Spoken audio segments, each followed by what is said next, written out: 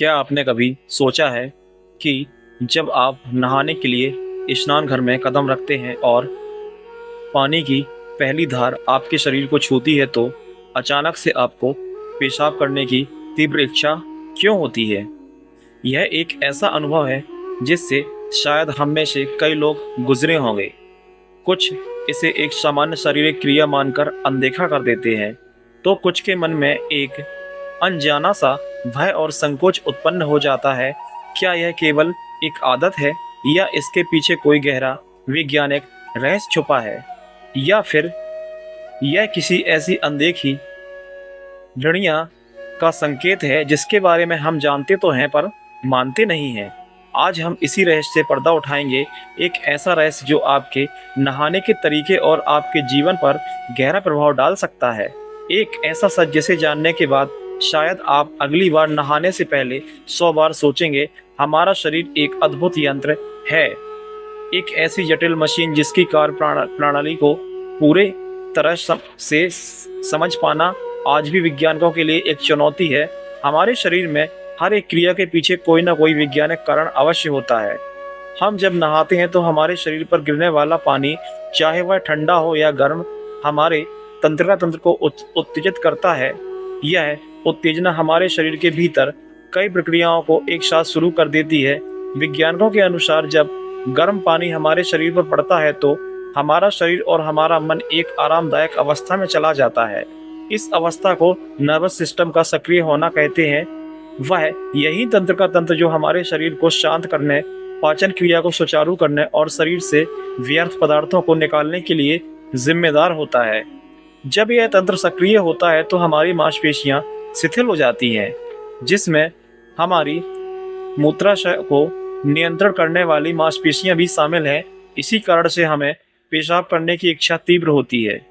इसके अलावा एक और कारण बताया जाता है जिसे कंडीशनड रिस्पांस या आदत का नियम कहते हैं। कई बार हम अनजाने में ही अपने मस्तिष्क को किसी विशेष क्रिया के लिए प्रशिक्षित कर देते हैं। जैसे ही हम स्नान घर में जाते हैं और पानी की आवाज़ सुनते हैं, हमारा मस्तिष्क इसे पेशाब करने की संकेत के रूप में देखने लगता है और हमें तुरंत वैसी अनुभूति होने लगती है। यह ठीक वैसा ही है जैसे किसी पसंदीदा भोजन को देखकर मुंह में पानी आ जाता है। यह सब तो हुई विज्ञान की बातें। सतह की बातें तो हमें ऊपरी तौर पर तो संतुष्ट कर देती हैं, पर क्या वास्तविकता इतनी सरल है? क्या तुम्हारे पूर्वज, हमारे ऋषि मुनि, जिन्होंने मानव शरीर और ब्रह्मांड के गहरे रहस्यों को बिना किसी आधुनिक उपकरण के जान लिया था, वे इस साधारण सी क्रिया के पीछे छिपे गढ़ अर्थ को नहीं जानते होंगे? सोचिए, जरा गहराई से सोचिए।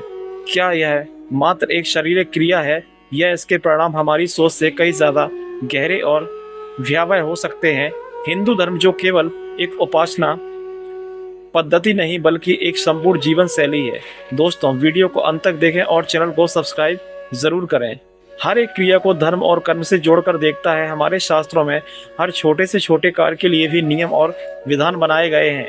सोने से लेकर जागने तक, खाने से लेकर नहाने तक, हर क्रिया के पीछे एक आध्यात्मिक और वैज्ञानिक रहस्य छुपा हुआ है।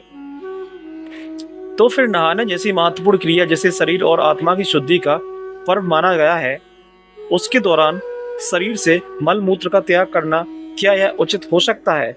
हमारे धर्म ग्रंथों में स्नान को केवल शरीर का मैल साफ करना नहीं माना गया। यह एक यज्ञ है, यह पवित्र अनुष्ठान है। जब हम स्नान करते हैं तो हम केवल अपने शरीर को ही नहीं बल्कि अपनी आत्मा को, अपनी ऊर्जा को, अपने आभा मंडल को भी स्वच्छ कर रहे होते हैं। जल हिंदू धर्म में देवता का स्थान दिया गया है, वरुण देव का स्वरूप माना गया है, तो हमारे पापों को, हमारी नकारात्मकता को धोकर हमें पवित्र करता है। जब आप कल्पना कीजिए उस पवित्र जल में, उस शुद्धिकरण से यज्ञ के दौरान जब अपने शरीर की गंदगी का विसर्जन करें, यह वरुण देव का अपमान नहीं है तो और क्या है? यह उस पवित्र ऊर्जा का तिरस्कार नहीं है तो क्या है? जो हमें शुद्ध करने आई थी, यह ठीक वैसा ही है जैसे कोई यज्ञ की पवित्र अग्नि में कूड़ा कचरा फेंक दे। क्या उस यज्ञ का फल कभी प्राप्त होगा? नहीं, बल्कि ऐसा करने वाले को पाप का भागी बनना पड़ेगा। ठीक उसी प्रकार स्नान के समय पेशाब करना उस शुद्धिकरण की प्रक्रिया को भंग कर देता है।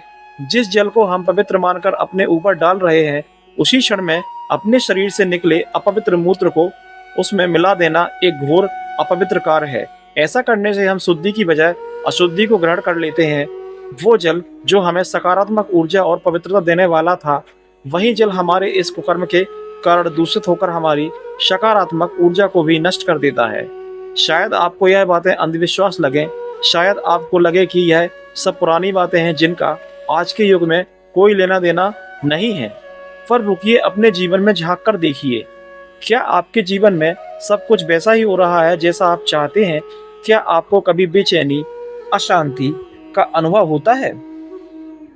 क्या आप मेहनत तो बहुत करते हैं पर आपको उचित फल नहीं मिल पाता? क्या आपके घर में छोटी छोटी बातों पर कलह और कलेश का वातावरण बना रहता है? क्या आपको लगता है कि कोई अनदेखी शक्ति आपकी प्रगति में बाधा डाल रही है? हम इन समस्याओं का कारण बाहर की दुनिया में ढूंढते रहते हैं।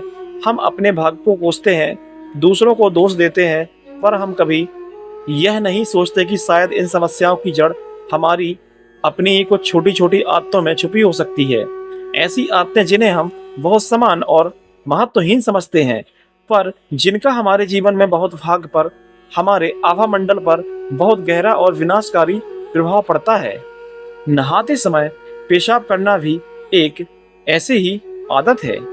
हमारे शास्त्रों में, विशेषकर गरुड़ पुराण और अन्य नीति ग्रंथों में, इस क्रिया को स्पष्ट रूप से वर्जित किया गया है। इसे दरिद्रता और दुर्भाग्य को निमंत्रण देने वाला बताया गया है। मान्यता है कि जल के देवता वरुण देव ऐसे व्यक्ति से रुष्ट हो जाते हैं जो स्नान की पवित्रता को भंग करता है। जब वरुण देव रुष्ट होते हैं तो व्यक्ति के जीवन से सुख, शांति और समृद्धि चली जाती है। जल तत्व जो हमारे शरीर का और इस पृथ्वी का एक बहुत ही बड़ा हिस्सा है, हमारे विरुद्ध कार्य करने लगता है। ऐसे व्यक्ति को चर्म रोग, गुर्दे से संबंधित बीमारियां और मानसिक अस्थिरता जैसी समस्याओं का सामना करना पड़ सकता है। लेकिन इसका सबसे भयावह परिणाम जुड़ा है हमारी पितृ शक्ति से। हिंदू धर्म में पितरों का स्थान देवताओं से भी ऊंचा माना गया है। हमारे पूर्वज जो इस दुनिया से जा चुके हैं, वे पितरलोक में हमें निरंतर देखते रहते हैं और हमें अपना आशीर्वाद भेजते रहते हैं। हमारी उन्नति, हमारी सफलता, हमारी संतान का सुख, यह सब काफी हद तक पितरों के आशीर्वाद पर ही निर्भर करता है। जब हम कोई वैसा अपवित्र कार्य करते हैं जैसे स्नान के समय मूत्र को त्यागना, तो इससे हमारे पितृ अत्यंत दुखी और रुष्ट होते हैं। इसे पितृदोष का बहुत बड़ा कारण माना गया है। सोचिए, आप अपने पितरों की शांति के लिए श्राद्ध करते हैं, तर्पण करते हैं, दान पुण्य करते हैं, लेकिन अपनी एक छोटी सी आदत के कारण आप अनजाने में ही उन्हें कष्ट पहुंचा रहे हैं। जब पितृ रुष्ट हो जाते हैं तो व्यक्ति का जीवन नरक के समान हो जाता है। उनके किसी भी कार्य में सफलता नहीं मिलती, वंश वृद्धि में बाधाएं आती हैं, घर में हर समय रोग और शोक का वास रहता है। व्यक्ति दिन प्रतिदिन दरिद्रता के दलदल में धंसता चला जाता है। उसे यह समझ ही नहीं आता कि उसके साथ ऐसा क्यों हो रहा है। वह हर तरह से उपाय करके थक जाता है, पर उसे शांति नहीं मिलती, क्योंकि मूल कारण तो उसकी अपनी ही दिनचर्या में छुपा होता है। यह केवल एक धार्मिक मान्यता नहीं है, इसके पीछे गहरा मनोवैज्ञानिक और ऊर्जा का विज्ञान है। जब आप स्नान करते हैं तो आपका शरीर और मन एक ग्रहणशील अवस्था में होता है। आप ब्रह्मांडीय ऊर्जा को ग्रहण कर रहे होते हैं।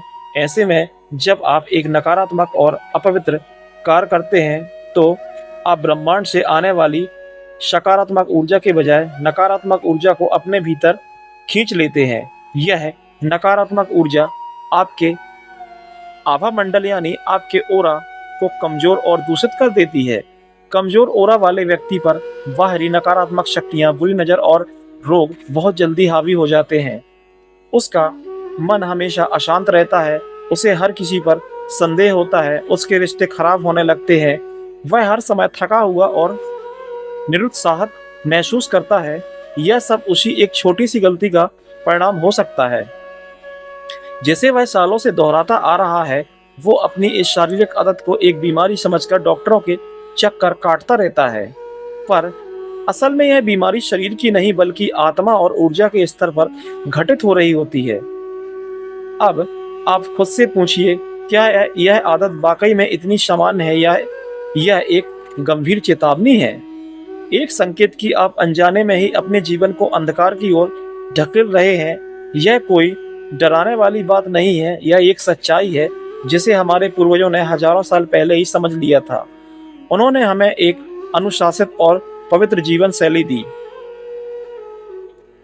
ताकि हम भौतिक और आध्यात्मिक दोनों स्तरों पर उन्नति कर सकें, पर हम आधुनिकता की अंधी दौड़ में उन अनमोल सूत्रों को भूलते चले गए और आज परिणाम हमारे सामने है। इस समस्या का समाधान बहुत ही सरल है। इसके लिए आपको कोई बड़ा अनुष्ठान या यज्ञ नहीं करना है, आपको बस अपनी इस आदत को बदलना है। स्नान को एक पूजा समझिए, एक पवित्र कर्म कीजिए। स्नान घर में प्रवेश करने से पहले ही मलमूत्र का त्याग कर लें। स्नान करते समय मन में पवित्र विचार रखें, किसी मंत्र का जाप करें या अपने इष्ट देव का ध्यान करें। देखें कि जल की हर एक बूंद आपके शरीर के साथ साथ आपके मन और आत्मा को भी शुद्ध कर रही है। जब आप इस नियम का पालन करना शुरू करेंगे तो आप कुछ ही दिनों में अपने जीवन में एक चमत्कारी बदलाव महसूस करेंगे। आपके मन की अशांति धीरे धीरे समाप्त होने लगेगी। आपको अपने भीतर एक नई ऊर्जा और स्फूर्ति का अनुभव होगा। आपके रुके हुए काम बनने लगेंगे। आपके घर का वातावरण शांत और प्रेमपूर्ण हो जाएगा। आपको महसूस होगा कि वही जल जो पहले शायद आपके लिए दुर्भाग्य ला रहा था, अब आपके लिए सौभाग्य और समृद्धि के द्वार खोल रहा है। आपके पितरों का आशीर्वाद आपको प्राप्त होने लगेगा और आपके जीवन की सबसे बड़ी बाधाएं भी दूर हो जाएंगी।